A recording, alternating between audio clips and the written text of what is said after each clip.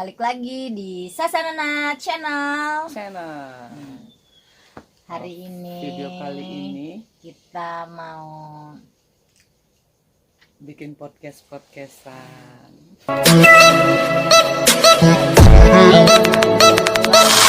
aku atau dia. Kita mulai. Pertanyaan pertama. Enggak apa-apa nih, punya kita. Pertanyaan pertama, nama dan latar belakang keluarga. Nama aku, Ya, nama asli ya. Mm-mm. Nah, nama asli aku Rindi Andika. Aku lahir dari Tahunnya nggak usah disebut. bapak itu sukunya Batak, Mm-mm. ibu Jawa. Belakangnya sedikit. Aku itu anak keempat dari 4 bersaudara. Udah. Status saat ini.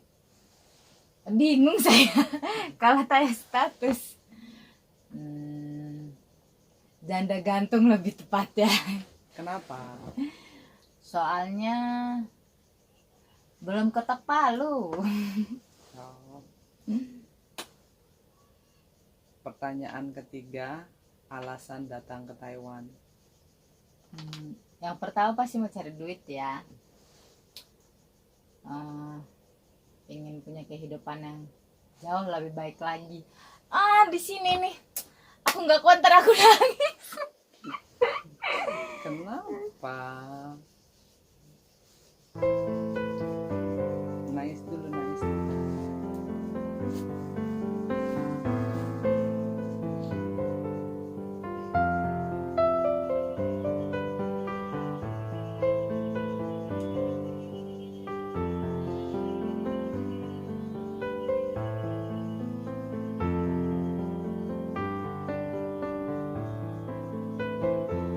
Yang jelas buat mutusin sampai bisa datang ke sini tuh bukan sesuatu hal yang gampang.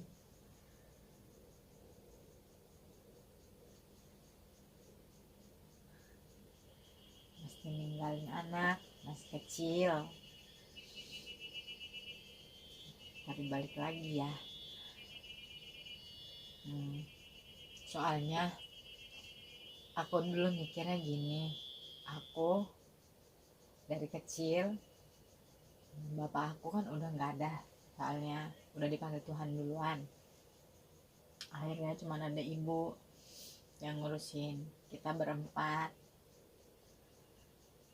Aku ngerasain kecil nggak ada sosok orang tua, itu nggak enak banget sebenarnya. Makanya waktu aku nikah punya anak, sebenarnya ada tekad di hati kalau bisa nanti anak aku jangan sampai ngerasain hal yang sama kayak aku, jauh dari orang tuanya gitu. Sebenarnya kan aku mau ke Taiwan itu nggak cuma 1-2 kali. Dulu waktu anak aku umur 1 tahun pernah kepikiran, tapi aku tunda karena itu alasannya, aku tuh nggak mau ninggalin dia. Terus maaf saya potong. Bukankah Anda punya suami ya? Kamu punya suami? Iya. Gimana tanggapan suami? Waktu awal sih waktu dia masih, anak aku masih kecil banget, 1 tahun 2 tahun, emang nggak boleh gitu. Sampai hampir 6 tahun pernikahan, anak aku udah besar, udah mulai sekolah.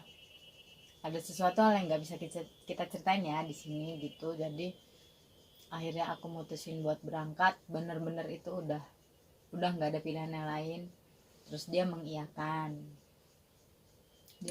akhirnya dengan sangat berat hati. Akhirnya aku pergi ke sini, soalnya pikiran aku gini, memang anak butuh sosok ibu, tapi ada ibunya di sampingnya, dia kekurangan, dia kan butuh sekolah, butuh jajan, butuh makan, itu nggak ada, percuma menurut aku.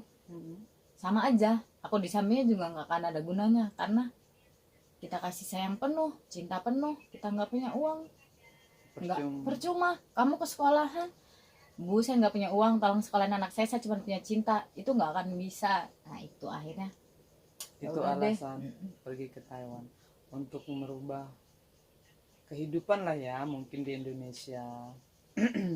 Oke, the next question. Sudah berapa lama di Taiwan? Dihitung dulu ya. Lupa, agak kelamaan soalnya. Jalan 6 tahun. 6 tahun, berarti tahun 2017. 2016 akhir. 2016. Bentar lagi 6 iya. tahun. Oke, pertanyaan selanjutnya. Kesan dan pengalaman pertama di Taiwan. Ngeselin. Ngeselin banget. Soalnya pertama bahasa nggak bisa. Kedua di Indonesia nggak pernah kerja. Jadi bener-bener kalau bisa dibilang, kalau tempat aku bilangnya pelongo-pelongo kayak orang bego. Soalnya ya itu nggak bisa bahasa, di Indonesia nggak pernah kerja, sampai sini nggak punya teman. Soalnya dari PT aku agensinya yang beda, cuman aku sendiri, yang ada temen-temennya, jadi aku sendirian. Terus kan nggak tahu kalau sampai sini tengah malam, subuh udah harus bangun, jam 2 pagi udah harus bangun, nggak ngerti bahasa. Nah ini pengalaman yang sangat aku nggak suka, nggak bisa bahasa. Kan kopernya dikumpulin tuh jadi satu, ada mbak-mbak kayaknya ex Taiwan, ngambil koper, jatuhin sampah. Karena aku bego dan gak bisa bahasa, aku yang dimarahin. Mbak, katanya yang ex itu, kamu tuh disuruh sapu orangnya, soalnya kamu yang jatuhin sampah. Aku gak jatuhin sampah, kata aku gitu. Tadi itu takutnya bilangnya gitu, karena saya bego kan gak ngerti. Akhirnya saya nurut. Oke, saya kerjain. Udah. Belum ada tanda-tanda jiwa pemberontakan. Belum. Itu masih lugu saya polos. Itu udah yang kesekian kalinya, kesel banget. Nah ini ada yang sangat kesel. Jadi pas masih di Indonesia, aku itu punya temen ex Taiwan, cowok. Boleh disapa ya, namanya Mas Alvin. Hai Mas Alvin, makasih lo duitnya. Dia kasih aku uang 200 NT. Dia kan anggap adik tuh, katanya bilang gini, Neng, nanti kalau sampai sana, biasanya sampai di Taiwan itu medical, biasanya nanti di sana tuh cuma dikasih roti sama Tociang. Enggak, dia bilangnya tuh kayak pokari katanya, gitu, kayak pokari sweat. Kita sampai mana tadi? Kesan aku di Taiwan masih ada satu lagi yang paling nyebelin. Oh iya, kesan. Kata dia udah ya buat Mas Alvin ya, makasih, dia ngasih aku uang 200 NT.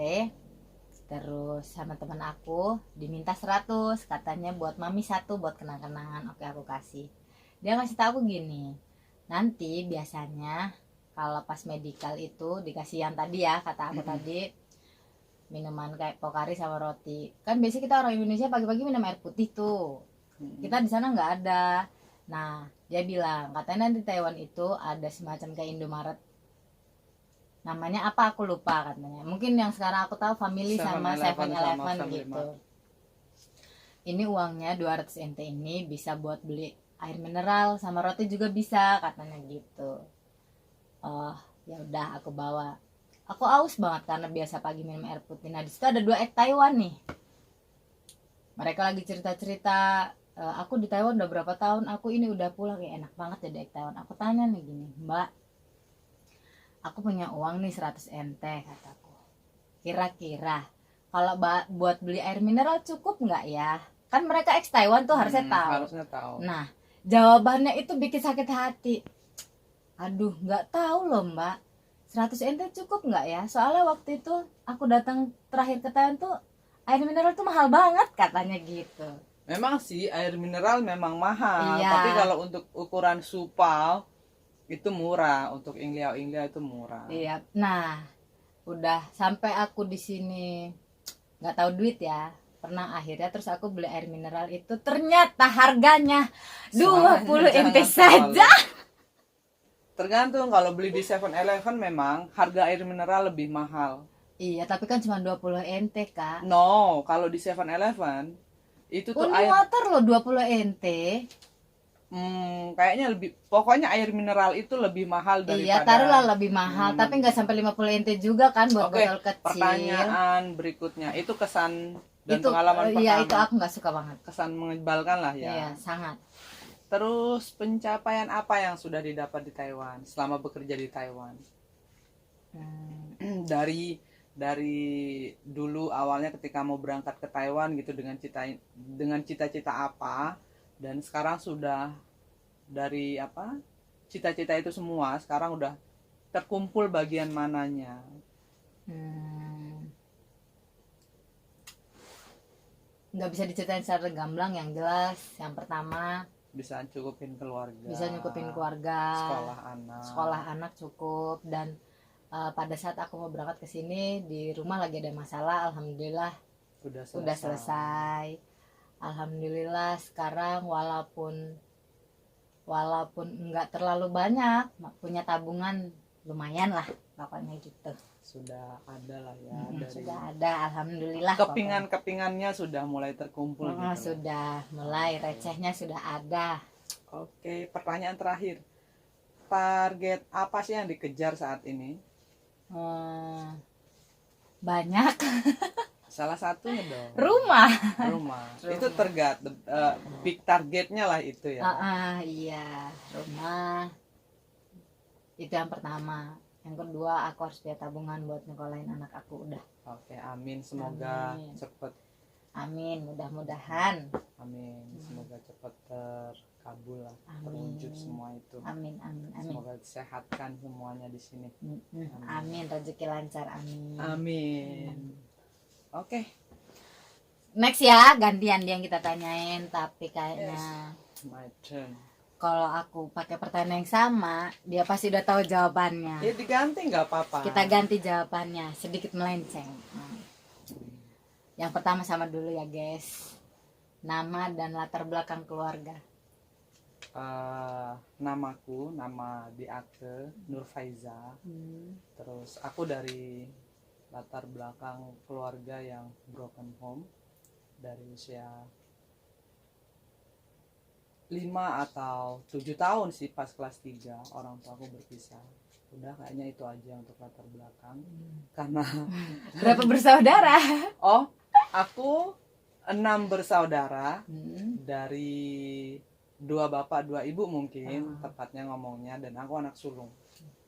Sebenarnya enak tapi ya guys, bapaknya 2, ibunya 2. Ibu 1 doang. Bapak kagak ada. Nggak enak, disyukuri aja lah. Syukuri. Pertanyaan kedua masih sama ya. Status saat ini. Status saat ini mungkin janda. Agak nggak enak juga disebutnya. Tapi kan belum diketok, jadi sama lah ya. Janda lah. Tar dulu guys. Saya heran. Kenapa di tahun ini banyak banget yang namanya janda gantung? Malas ribet, itu aja. Anak ada 1. cewek apa cowok? Cowok 14 tahun. Kenapa enggak cewek? Bisa dijodohin. Tar dulu. Harus dipikir-pikir ini. Iya, harus dipikir tadi dulu. harusnya sih dua-duanya harus nulis. Iya, harusnya aku tadi bikin pertanyaan apa juga. Kamu sih terlalu sibuk. Maaf ya guys, pagi ini nggak tidur soalnya. Oke, next question. Kenapa alasannya pengen datang ke Taiwan? Kalau ditanya alasan kenapa pengen datang ke Taiwan, I have no reason. Nggak ada alasan sebenarnya. Secara nggak pernah kepikiran lah untuk pergi ke Taiwan, merantau secara umum nggak pernah. Cuman mungkin takdirnya aja seperti itu. waktu memutuskan buat datang ke Taiwan itu apa yang membuat keputusan tuh oke deh aku ke Taiwan aja? Dulu aku sering bercanda ngomong sama anakku kalau dia nakal, mama mau pergi nanti ke Taiwan gitu. Itu cuman untuk Supaya dia nggak nakal. nggak nakal aja, tapi secara personal gitu kayaknya nggak ada keinginan untuk merantau keluar. Yang jujur nih, dulu itu aku itu perginya itu merantaunya ke Jawa ceritanya. Cuman dari aku meninggalkan pekerjaan dari daerah asalku, kemudian pindah ke suatu kota di Jawa itu tidak sesuai dengan latar belakang, sehingga aduh ini nggak cocok nih gitu. Nanti kalau aku balik lagi pulang, aduh gimana kata keluarga dan masyarakat, tahu lah Malu ya, malu. orang di kampung. Akhirnya aku punya kenalan dulu namanya Mbak Eka, aku telepon, saya oke lah berangkat gitu ke Taiwan. Udah itu aja. Tanggapan suami? Ya kalau suami pasti nggak mengizinkan, jangankan untuk ini, untuk apa namanya pergi ke luar negeri untuk menjadi seorang TKW ya. TKW ya kita ngomongnya. Apalagi dulu kan kita di Indonesia juga kalau diomongkan masalah buat makan, ekonomi udah alhamdulillah kita udah melewati fase itu untuk di rumah tanggaku. Cuman ya mungkin bisa ngomong mungkin udah ini jalannya aja, nggak usah panjang-panjang ngomong. Nggak Nanti usah coba. Kayaknya nanti urusan saya rumah tangga rahasia. iya iyalah nanti melankoli saya. Berarti ini harus kita kulik di episode berikutnya kayaknya. Oke, maybe bisa jadi nanti. Bisa nanti. Kita tunggu personil berikutnya. Biar makin kebuka kayaknya. Pertanyaan selanjutnya ya.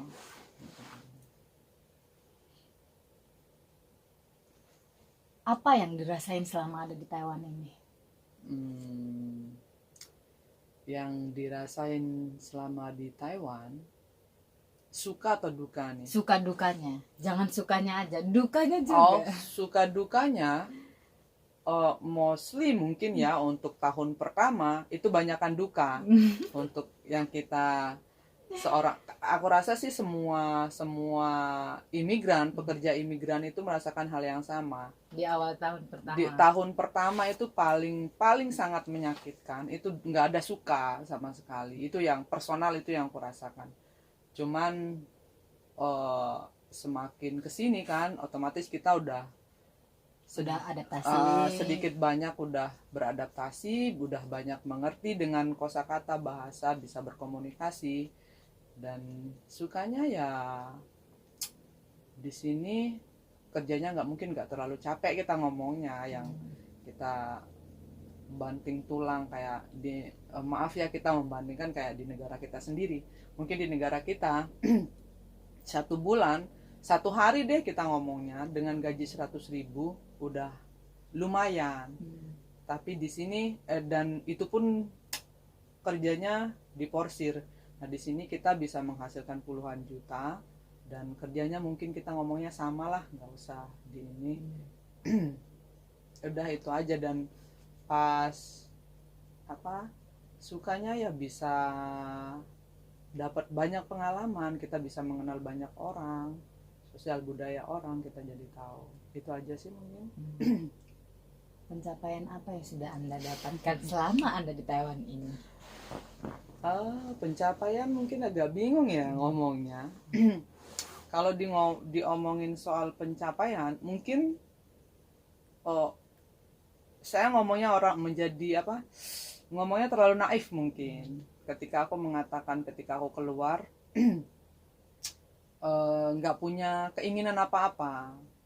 Cuman makin kesini bukan, ada satu pengalaman yang merubah mindset atas menjadi seorang pekerja migran TKW khususnya kayak kita. Dulu di Taipei aku tuh tinggalnya di di seputaran kampus.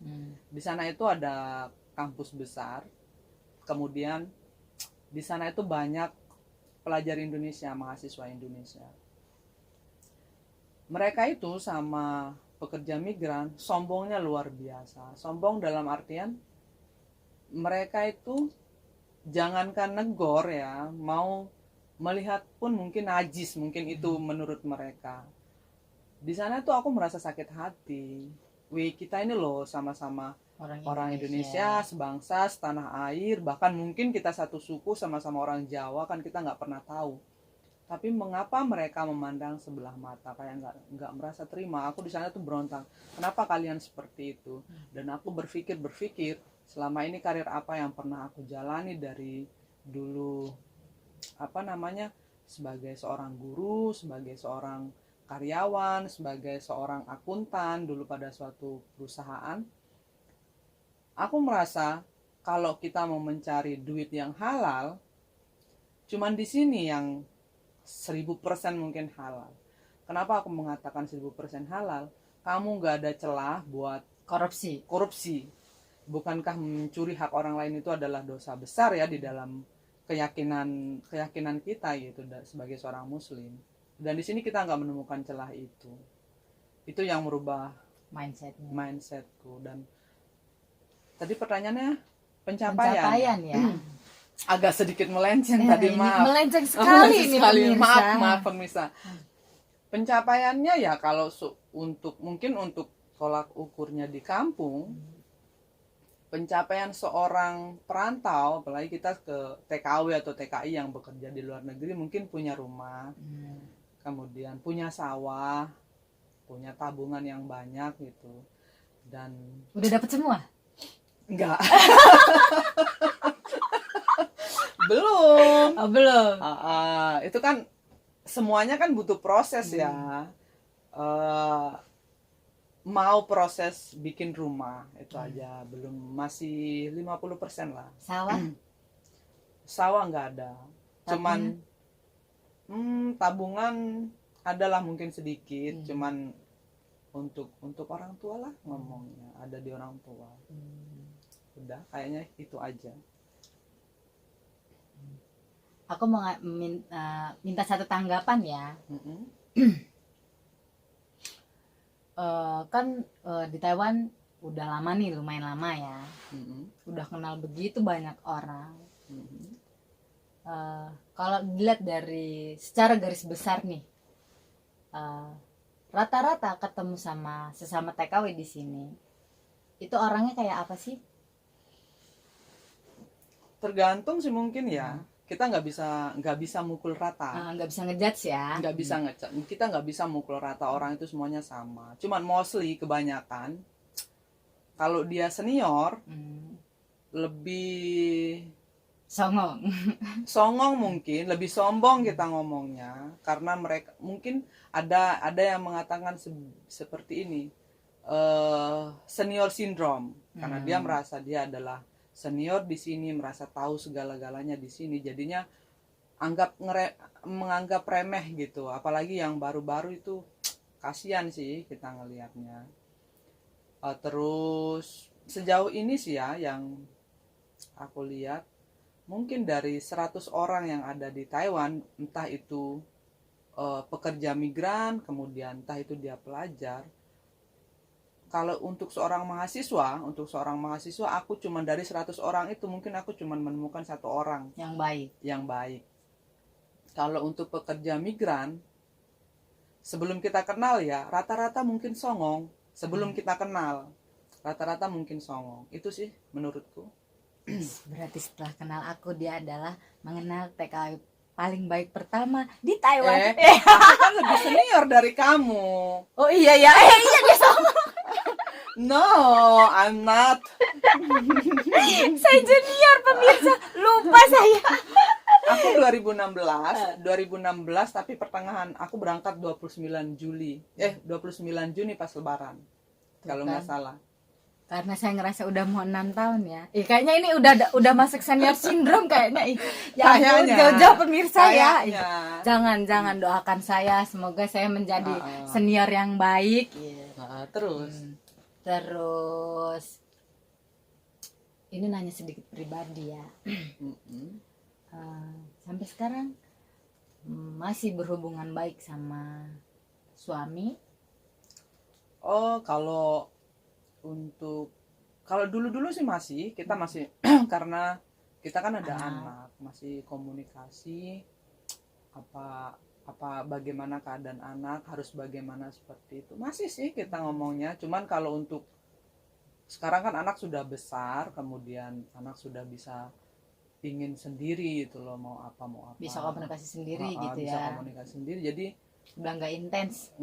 nggak penting lah kita mungkin ngomongnya. Nggak. Bukan, kenapa aku bilang nggak penting, sekarang kan dia udah punya yang lain gitu loh, kamu harus menjaga hal-hal Jaga perasaan. opini orang lain kayak gitu. Buat apa kalau udah berkomunikasi sama anak, ya udah, Anak yang penting. anak yang paling Soalnya mantan suami sama mantan istri banyak, mantan anak nggak ada, jadi nggak boleh lupa Bener. sama anak tuh mantan ya. anak itu nggak Tuh. ada, Jangan lupa, guys. nggak boleh lupa sama anak. Kayak saya ya. Ah, Ini pertanyaan terakhir ya. Pertanyaan terakhir kita adalah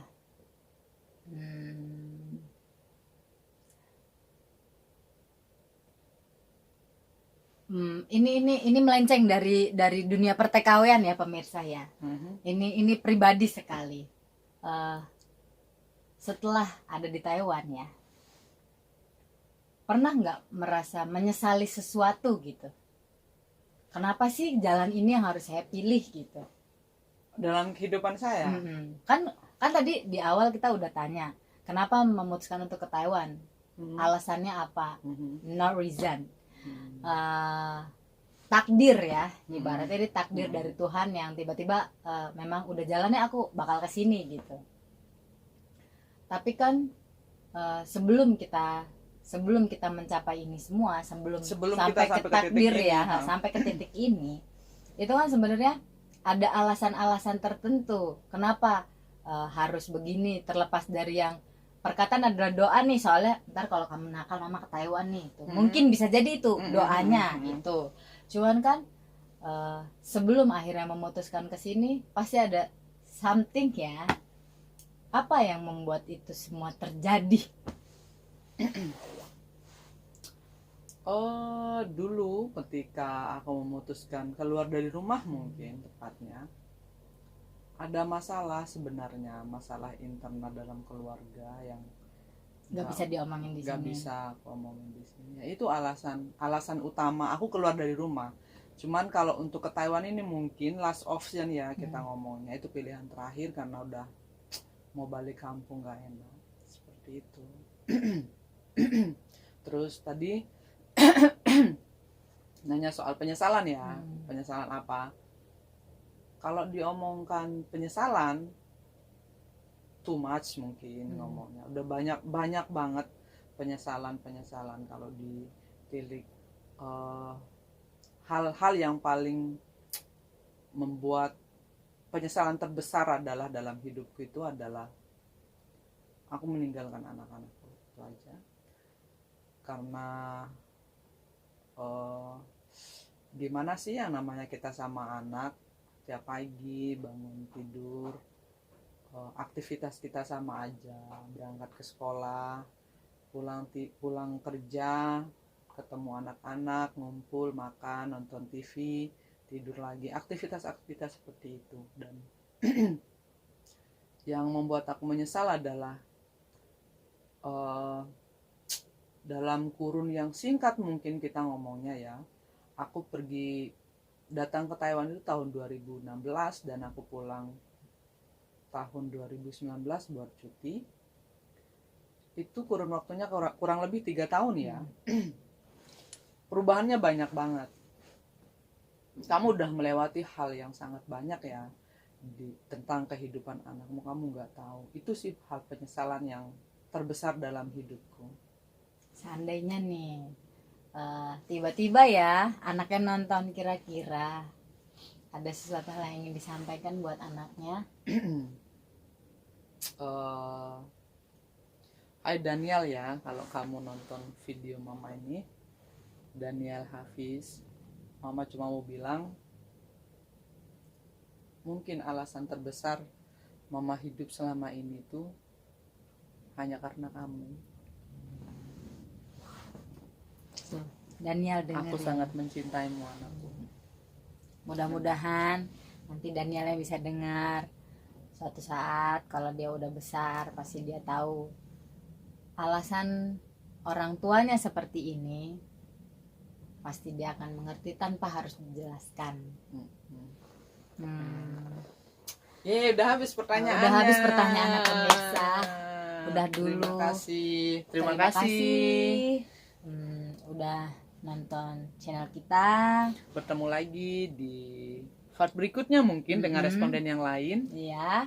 Oke. Dan dengan pertanyaan-pertanyaan yang lain. Pertanyaan-pertanyaan yang lain. Mungkin pertanyaan yang lebih jangan lupa ini soalnya orang duain suka menjebak. Ini kan sekarang kita tanya jawab sendiri. Nanti kalau ada orang lain di sekelilingnya, ini pertanyaan bakal melenceng pemirsa. Oke, kalau begitu. Oke. Terima kasih for watching. Jangan lupa subscribe, Like, dan comment. komen. Sasa Nana Channel. Bye bye.